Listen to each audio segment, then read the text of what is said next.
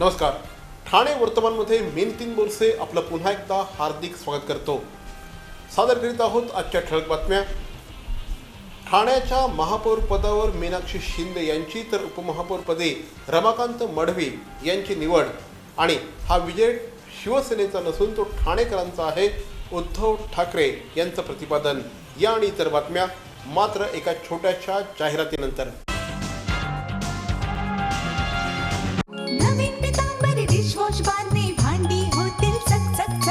नवीन पितांबरी बार मध्ये आहे antibacterial agent, जो भांड्यांना चकाचकच नाही तर निर्जंतुकही बनवतो. सर्वोत्तम स्वच्छता तुमच्या पाशी. जर नवीन पितांबरी बार असेल तुमच्या हाती. तेव्हाचा चिंग्या तसाच होता. माझे इथल्या बँकेत अकाउंट नाही, त्यामुळे माझ्याजवळ पैसे नाहीत. माझे पैसे तुम्हीच भराल का रे मित्रांनो? नंतरचा चिंग्या तसाच होता. काय करू मित्रांनो, आज माझी बँक बंद असते. चिंग्या अजूनही बदलत नव्हता. आता माझ्याकडे पैसे आहेत, पण चेकबुक नाही. चिंग्याची कारणं थांबत नव्हती. आता मला मोबाईल मधनं पैसे ट्रान्सफर करता येतात बरं का. पण नेमकं त्याच बँकेचं ॲप माझ्या मोबाईलमध्ये नाही. बस, कारणं संपली. अरे पण उठा, फोन कर, ट्रान्झॅक्ट. ट्रान्झॅक्ट? तुला पण माहितीये ट्रान्झॅक्ट? ट्रान्झॅक्ट झॅप ट्रान्झॅक्ट ॲप ट्रान्झॅक्ट ॲप. शिवसेनेचे ठाणे, ठाण्याची शिवसेना हे समीकरण आज पुन्हा एकदा सिद्ध झालं. आज ठाणे महापौरपदी मीनाक्षी शिंदे यांची निवड झाली, तर उपमहापौर पदावर श्री रमाकांत मढवी यांची निवड करण्यात आली आहे. ठाणे महानगरपालिकेमध्ये आज या निवडणुकीचं आयोजन करण्यात आलं होतं. यावेळेस ही निवड बिनविरोध झाली आहे आणि सलग 25 वर्ष ठाणे शहरावर सत्ता गाजवल्यानंतर आता पुन्हा एकदा पुढची 5 वर्ष ठाण्यावर शिवसेनेची सत्ता असणार हे स्पष्ट झालं आहे.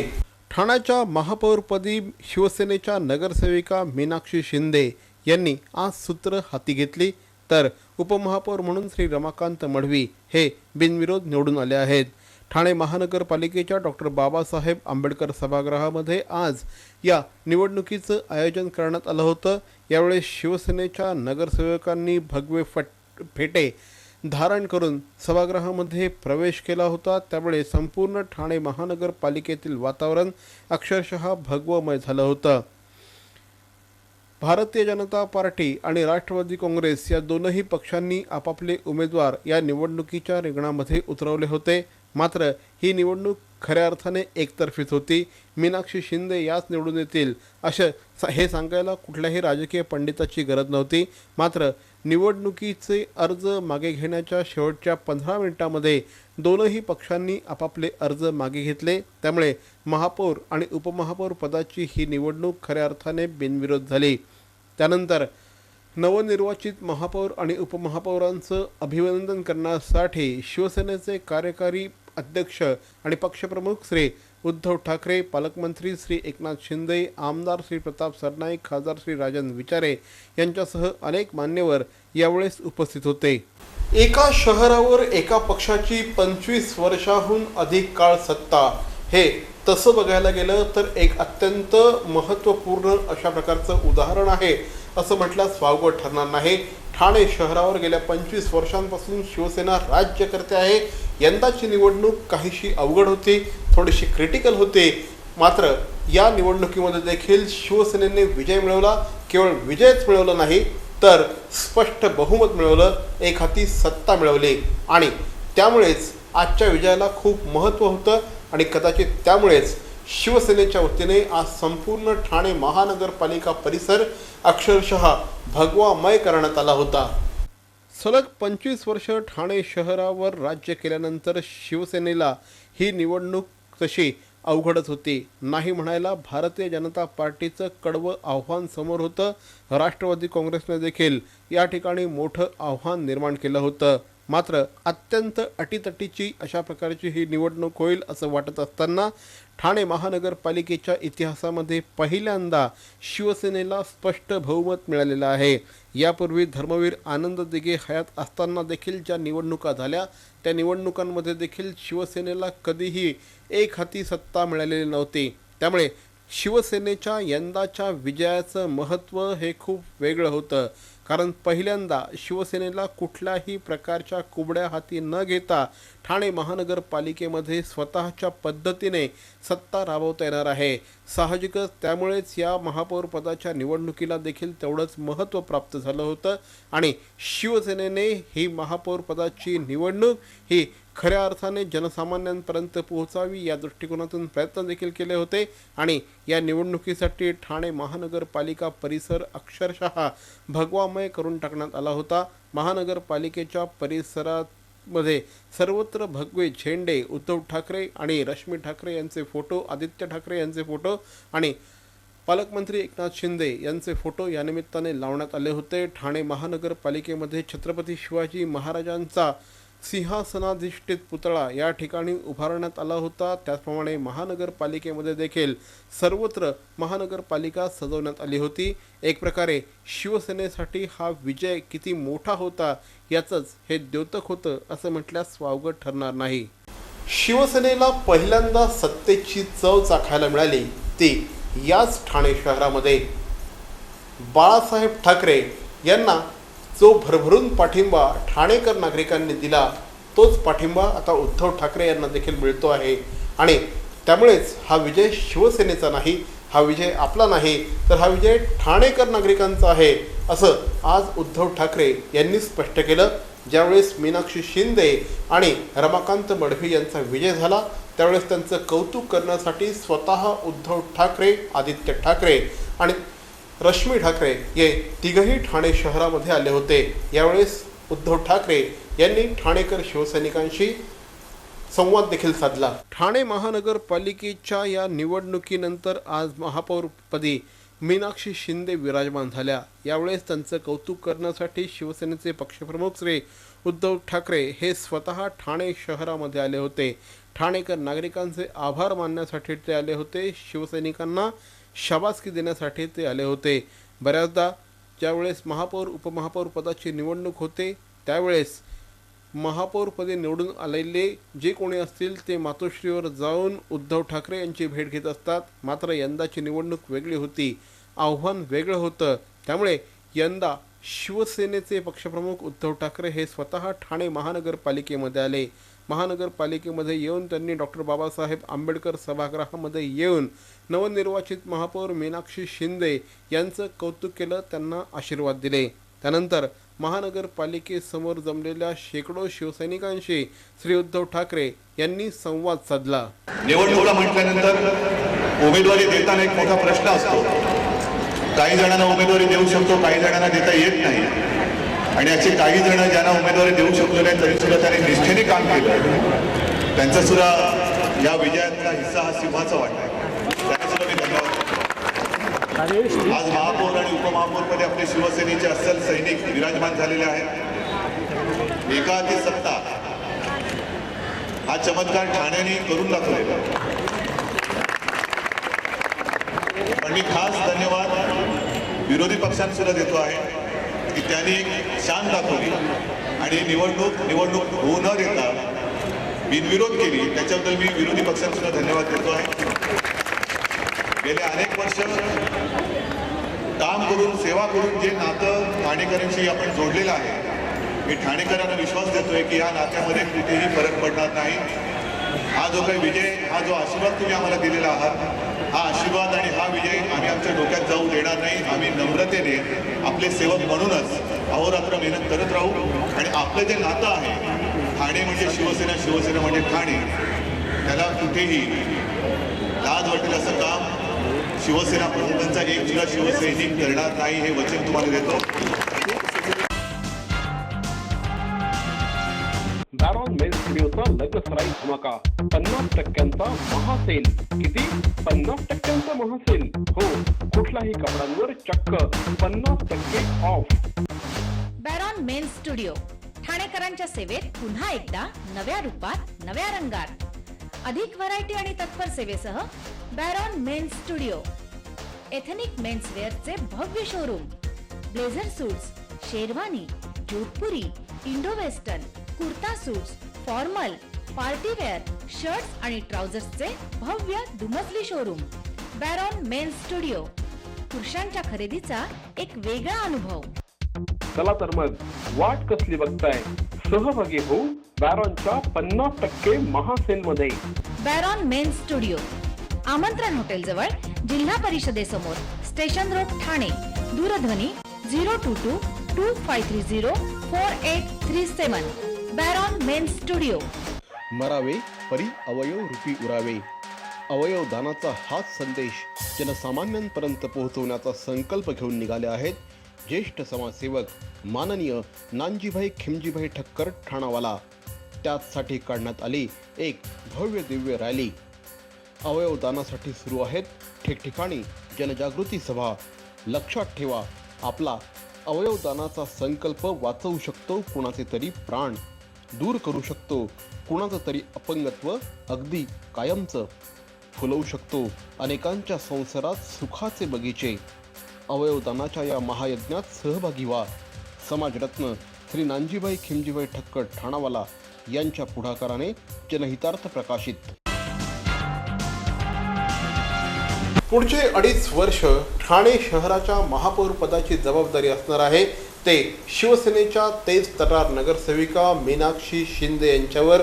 मीनाक्षी शिंदे यांचा स्वतःचा असा एक प्रभाव या 2.5 वर्षामध्ये दिसणार हे आत्ताच आम्ही स्पष्ट करून सांगतो, कारण मीनाक्षी शिंदे या स्वतःची वेगळी प्रतिमा असलेल्या नगरसेविका आहेत. नेमकं मीनाक्षी शिंदे आहेत कोण हे आपण बघूया. ठाणे महानगरपालिकेच्या महापौर पदावर शिवसेनेच्या मीनाक्षी शिंदे यांची निवड करण्यात आली आहे. कोण आहेत मीनाक्षी शिंदे? मीनाक्षी शिंदे या ठाणे महानगरपालिकेमध्ये गेल्या 2 टर्म्सपासून शिवसेनेच्या नगरसेविका म्हणून कार्यरत आहेत. मानपाडा परिसरातून मीनाक्षी शिंदे या निवडून येतात. त्यांचे पती श्री राजेंद्र शिंदे हे शिवसेनेचे जुने जाणते कार्यकर्ते आहेत. शिवसेनेचे उपविभाग प्रमुख म्हणून ते काम बघत असतात. महानगरपालिकेतल्या एक तेज तर्रार नगरसेविका म्हणून मीनाक्षी शिंदे यांच्याकडे बघितलं जातं. अनेकदा अतिशय प्रभावीपणे विषय मांडण्यामध्ये मीनाक्षी शिंदे यांची हातोटी असते असं म्हटल्यास वावगं ठरणार नाही. ठाणे महानगरपालिकेच्या स्थायी समितीच्या सभेमध्ये विशेषतः त्यांनी स्वतःचा असा एक वेगळा ठसा उमटवला होता. अनेकदा काही विषय आग्रहपूर्वक मांडून प्रशासनाकडून ते पूर्ण करून घेतले होते. कदाचित त्यांचा हा गुणच त्यांच्या या निवडीसाठी उपयोगी ठरला असावा. पक्ष नेतृत्वाने त्या ज्या आक्रमक पद्धतीने काम करतात किंवा एखादा प्रश्न मांडतात ती आक्रमक शैलीच कदाचित नेतृत्वाला आवडली असावी आणि त्यातूनच मीनाक्षी शिंदे यांची ठाणे महानगरपालिकेच्या 18व्या महापौरपदी पक्ष नेतृत्वाने वर्णी लावली आहे असं म्हटल्यास वावगं ठरणार नाही.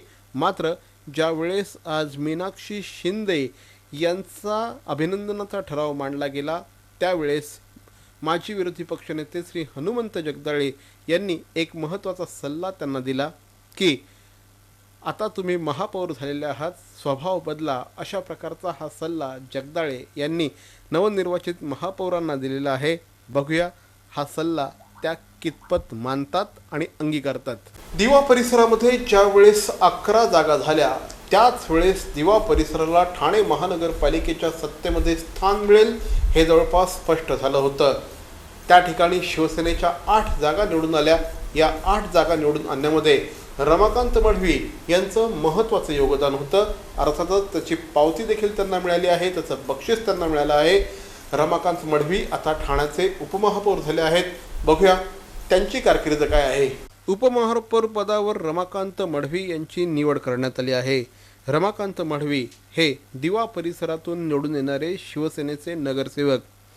वास्तविक 2012च्या निवडणुकीमध्ये रमाकांत मढवी यांना पराभवाची चव चाखावी लागली होती. मात्र त्यानंतर देखील सातत्याने शिवसैनिकांशी त्याचप्रमाणे स्थानिक मतदारांशी त्यांनी आपला संपर्क ठेवला होता आणि त्यानंतर आता ज्यावेळेस दिवा परिसरामध्ये 11 प्रभाग झाले, 11पैकी 8 जागा निवडून आणण्यामध्ये दिवा परिसरातून 11पैकी 8 जागा निवडून आणण्यामध्ये रमाकांत मडवी यांचा मोठा वाटा होता. दिवा परिसरामध्ये मुख्यमंत्री श्री देवेंद्र फडणवीस यांनी देखील सभा घेतली होती. महाराष्ट्र नवनिर्माण सेनेने तर आपलं संपूर्ण लक्ष दिवा परिसरावर अक्षरशः कॉन्सन्ट्रेट केलं होतं. राज ठाकरे यांची देखील त्या ठिकाणी सभा झाली होती आणि अशा प्रकारचे प्रचंड मोठे दिग्गज त्या ठिकाणी येऊन गेलेले असताना देखील या ठिकाणी 8 जागा निवडून आणण्यामध्ये रमाकांत मडवी यांचा मोठा वाटा होता आणि त्याचंच बक्षीस म्हणून त्यांना आता उपमहापौर पदासारखं महत्त्वाचं पद बहाल करण्यात आलेलं आहे. आता रमाकांत मडवी यांच्यावर दिवा परिसराचा विकास करणं ही अत्यंत महत्त्वपूर्ण जबाबदारी येऊन पडलेली आहे. कारण या ठिकाणी विकास होत नाही अशा प्रकारची सातत्याने ओरड होत असते आणि आता ही ओरड दूर करण्याचं महत्त्वपूर्ण काम रमाकांत मडवी यांना करावं लागणार आहे. अहो, आपण आपलं घर स्वच्छ, सुंदर, नेटनेटकं ठेवतो ना, मग आपण आपल्या शहराच्या बाबतीत उदासीन का? आपलं शहर स्वच्छ, सुंदर आणि नेटनेटकं ठेवणं ही आपली जबाबदारी आहे, हो ना?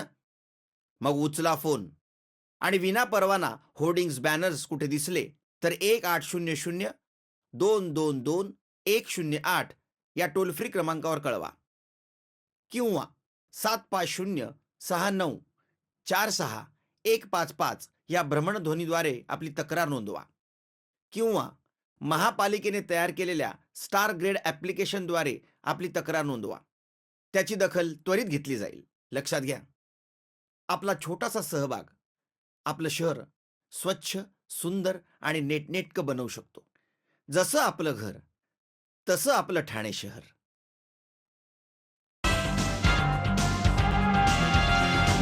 एकंदरीतच आजचं सभागृह, ठाणे महानगरपालिकेचं आजचं सभागृह हे अनेकांसाठी भावपूर्ण होतं. याचं कारण असं आहे की अनेकांनी या सभागृहामध्ये आज पहिल्यांदा पाऊल ठेवलं तर अनेकांनी या सभागृहामध्ये आज पुनरागमन केलं. त्यापैकी अशोक राऊळ, प्रकाश बर्डे, दिलीप बारटक्के यांच्यासारख्या ज्येष्ठ नगरसेवकांनी आज या महानगरपालिकेमध्ये पुनरागमन केलं. नेमकं त्यांच्या भावना काय असतील? ठाणे महानगरपालिकेच्या आजच्या सभागृहामध्ये अनेक नवीन नगरसेवकांनी पहिल्यांदा सभागृहामध्ये पाऊल ठेवलं.